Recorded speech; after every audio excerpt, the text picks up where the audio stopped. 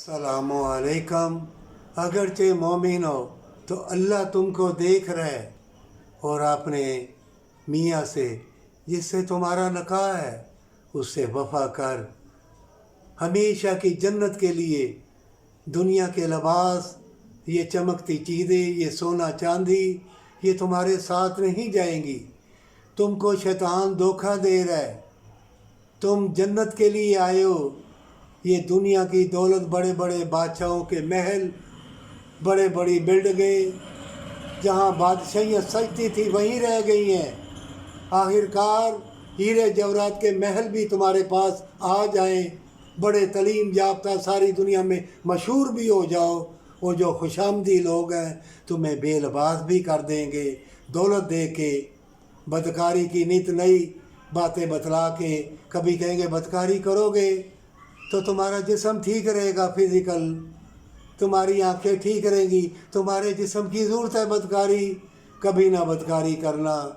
बदकारी करने से अल्लाह का अर्श हिल जाता है। अल्लाह को बदकारी बहुत नापसंद है, और बदकारी करने वाला शैतान का पैरोकार है। पीप चमड़ी होती है मुंह के ऊपर, ज़िल्लत।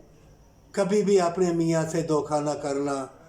ये दौलत शोहरत की चीज़ें देख के मौत तो आएगी, ले लोगे, मिल जाएंगी, धोखा भी कर लोगे, लेकिन तुम अपाहज हो जाओगे। तुम्हारी उल्फत, तुम्हारे कदम, तुम्हारे हाथ, बल्कि तुम्हारा चेहरा खूबसूरत होगा लेकिन नूर से नहीं चमक होगी।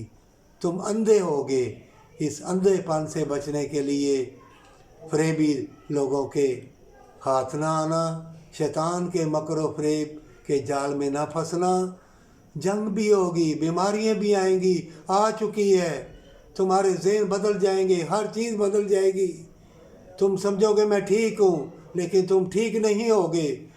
अपने ख़ावंद के साथ बेईमानी ना करना। जब निकाह हो जाए वफा करना। हमेशा की जन्नत इसी में है। और इल्म चाहे थोड़ा पढ़ो या ज़्यादा पढ़ो, इसी में तंदुरुस्ती है, इसी में अल्लाह की रहमत है, पर सच्ची तौबा के साथ।